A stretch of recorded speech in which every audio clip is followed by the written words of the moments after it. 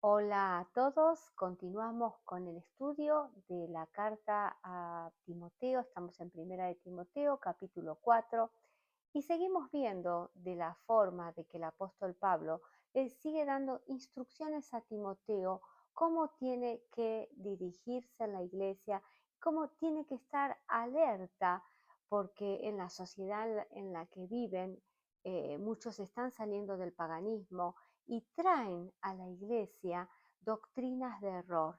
Y en los primeros versículos del capítulo 4 es muy vehemente Pablo en explicar esto.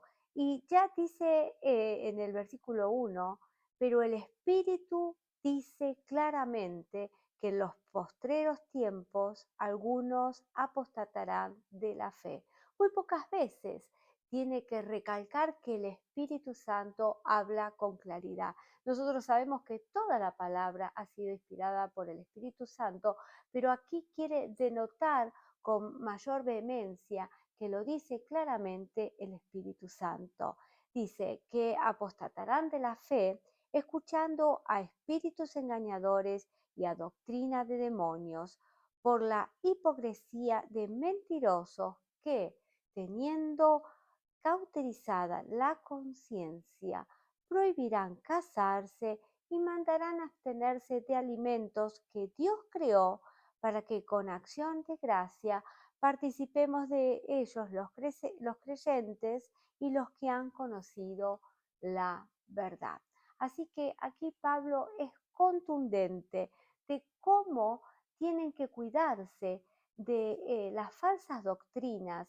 Sabemos que estaban los gnósticos infiltrados en la iglesia, que ellos consideraban que el cuerpo era la cárcel del alma, y muchas doctrinas también de los judaizantes, que eran realmente muchas hipocresías que se habían instalado en la iglesia, y cómo Timoteo tiene que eh, pregonar y defender la fe, la verdad.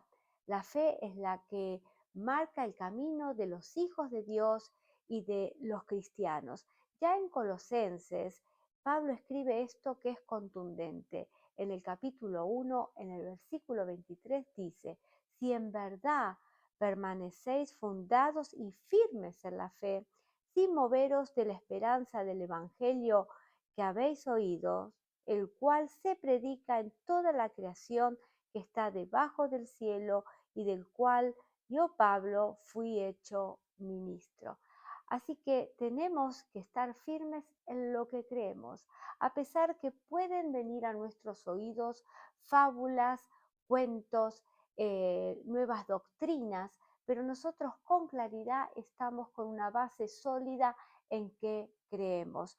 Porque también tenemos lo que dicen varios comentaristas, que el engaño tiene sus espíritus y emisarios de todo tipo. Esto lo dice Clark, que los cuales emplean para oscurecer los corazones y destruir las almas de los hombres, farsantes de la inspiración, falsos maestros de todo tipo que pertenecen a esta clase.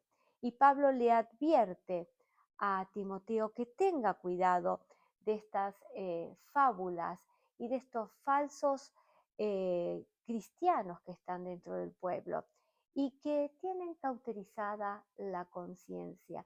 Tú sabes que cuando una herida es cauterizada, por lo general se sella quemando esa herida para que deje de tener una hemorragia, y esa piel que ha sido cauterizada no tiene sensibilidad. Y eso es lo que le pasa a la conciencia de muchas personas que han sido cauterizadas y aún yéndose del Evangelio, luego son insensibles a todo nuevo mensaje y a todo lo que Dios quiere hacer por esa cauterización de la conciencia. Pero nuestra conciencia tiene que estar bajo la influencia soberana del Espíritu Santo.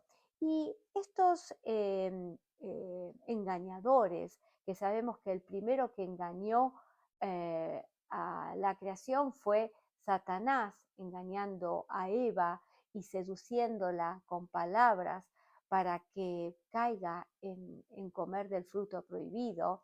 estos engañadores que son tan sutiles y tienen doctrinas que parecen apetecibles y verdaderas, dice que en ese tiempo prohibirán casarse y también de que se abstengan de alimentos, de ciertos alimentos.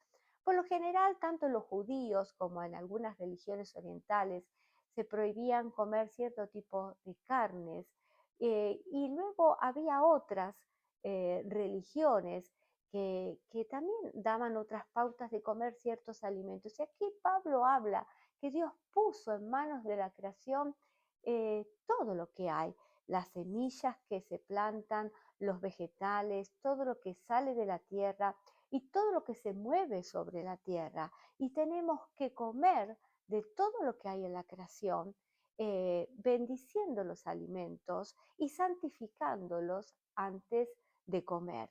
Por eso damos gracias por los alimentos, porque a través de esto lo bendecimos.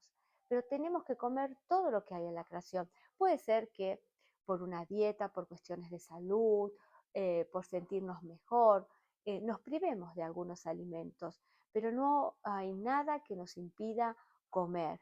Pedro, cuando tuvo una revelación antes de encontrarse con Cornelio, Dios le dice en una visión que se manifiesta, lo encontramos en Hechos de los Apóstoles, que por qué él llama impuro a lo que Dios no lo hace y que tiene todo a su disposición también para comer.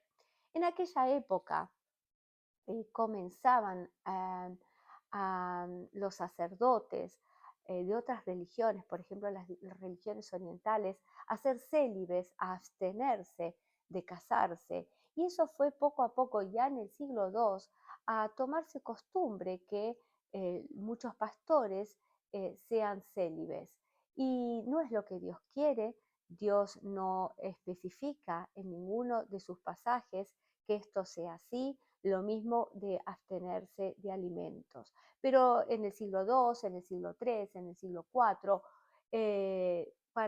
comenzó todo un movimiento monástico donde mucha gente huía al desierto y hacía votos de pobreza y comenzaba a practicar lo que se llama el ascetismo, para privarse de todo lo que sea apetecible al cuerpo, pensando así que uno podría estar más cerca de Dios y que quizás así uno podría devolverle, Dios debía devolverle favores por esto. Eh, a menudo se piensa que sacrificar algo por Dios nos crea el derecho de que Dios nos deba algo. Y esa era la mentalidad. En el siglo IV ya había gente que incluso no se bañaba y se privaba de alimentos y estaba por ahí caminando por la nieve sin ropas, descalzos, pasando frío, como una especie de sacrificio para poder también a través de la autoflagelación de su cuerpo estar más cerca de Dios. Pero no es lo que Dios quiere. Dios quiere que nosotros podamos disfrutar de la gracia, de esa relación con Cristo. En Romanos 3:24 el Señor nos habla que fuimos justificados gratuitamente por su gracia, mediante la redención con Cristo. Así que no hay nada que nosotros podamos hacer para llegar a obtener la gracia o el favor de Dios, porque Dios nos la da como un regalo. Por eso todo esto que estaba pasando y que comenzaba, que Dios vislumbraba que esto iba a pasar siglos posteriores, Dios lo está advirtiendo a través de esta carta a Timoteo y específicamente a la iglesia en Éfeso. Así que nos quedamos aquí a mitad del capítulo 4. La próxima clase seguiremos avanzando. Te pido que lo leas y seguimos estudiando la forma y la dirección que Pablo le está dando a la iglesia. Que Dios te bendiga.